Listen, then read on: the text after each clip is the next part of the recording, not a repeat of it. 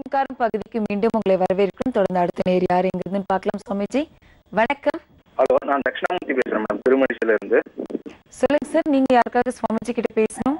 ஆமாம் சார், எனக்கோசரம் தான் மேடம் பேசணும். உங்களுடைய பிறந்த தேதி, ராசி, நட்சத்திரம் சொல்லுங்க சார். 23/12/1982, சிம்ம லக்னம், மீன ராசி, உத்திரட்டாதி நட்சத்திரம். எனக்கு கல்யாணம் எப்போன்னு தெரியும். அதே மாதிரி வேலை மாற்றமும் ட்ரை பண்ணிட்டே இருக்கேன், எதுவும் செட் ஆக மாட்டேங்குது. திறமை இருந்தும் அதிர்ஷ்டம் இல்லாம இருக்கு. சரிங்க சார், இந்த பிரச்சனைக்கு என்ன தீர்வு இருக்கு அப்படிங்கறது சப்தரிஷி வாக்கியம் மூலம் கேட்டு தெரிஞ்சுக்கலாம். சரிங்களா? Okay madam. சுவாமிஜி சொல்லுங்க. நமஸ்காரம் சுவாமிஜி. நமஸ்தே. நீங்க என்ன படிச்சீங்க? BTech MBA Swamiji, BTech chemical Swamiji. சரி, நீங்க ஸ்போர்ட்ஸ் ஏதாவது வேற ஏதாவது உண்டா உங்க இதுல? இல்ல சுவாமிஜி. வேலை எத்தனை வருஷமா முயற்சி பண்றீங்க? இப்போ ஒரு வேலையில இருக்கேன். அந்த வேலையில இருந்து மற்றது முயற்சி பண்ணிட்டு இருக்கேன். ஒரு 3-4 வருஷமா முயற்சி பண்ணிட்டு இருக்கேன். அந்த கம்பெனில இருந்து இன்னும் மாறவே இல்லை. 5 வருஷமா அதே கம்பெனிலே இருக்கேன். அதான் உங்களுக்கு ஒரு லேசா ஒரு அதிருப்தி இருக்கு, உங்க திறமைக்கு ஏற்ப வளர்ச்சி இல்லைன்னு. சரிங்களா? கண்டிப்பா சுவாமிஜி. சரி, அதே மாதிரி திருமணத்துக்கு எப்பல இருந்து முயற்சி பண்ணிட்டு இருக்கீங்க?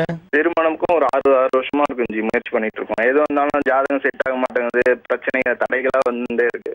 ஜாதகம் செட் ஆக மாட்டேன், பொருத்தம் இல்லைன்னு சொல்றாங்க. எதை குறிப்பிட்டு சொல்ற முடியா சொல்றா? எல்லாமே மாறி மாறி வருது. பொருத்தம் இல்லாம போது, சில டைம் பொருத்தம் இருந்தா எனக்கு பொண்ணு பிடிக்க மாட்டேங்குது. எல்லாமே மாறி மாறி அது மாதிரி நடந்துட்டு இருக்கு. உங்களுக்கு பிடிச்சிருந்தா பொருத்தம் இல்லைன்னு சொல்லிடலாம். ஆமா, அதே மாதிரி நடந்துட்டு இருக்கு. இப்ப இதுக்கெல்லாம் என்ன தீர்வுன்றது இப்ப சப்தரிஷி வாக்கியப்படி என்ன வந்திருக்குன்றதை நம்ம சொல்லிடுறோம். கண்டிப்பா சுவாமிஜி. அதாவது திருமண பொருத்தம் அப்படின்னு சொல்லும் பொழுது அடிக்கடி நான் சொல்றது கொஞ்சம் யோசிக்க வேண்டிய விஷயத்தை பற்றி தான் நான் அடிக்கடி பேசுகிறேன். கொஞ்சம் நல்லா யோசனை பண்ணி பாருங்கள். இயற்கை உபாதைகள் வரும்போது, இயற்கையால் நமக்கு தொல்லைகள் வரும்பொழுது நாம் செய்கிற செயல்களால் அதனால தான் நம்ம பாதிக்கப்படுறோமே தவிர நமக்கு நம்ம விதி நம்மளை குறைவாக தான் பாதிக்க வைக்கிறது.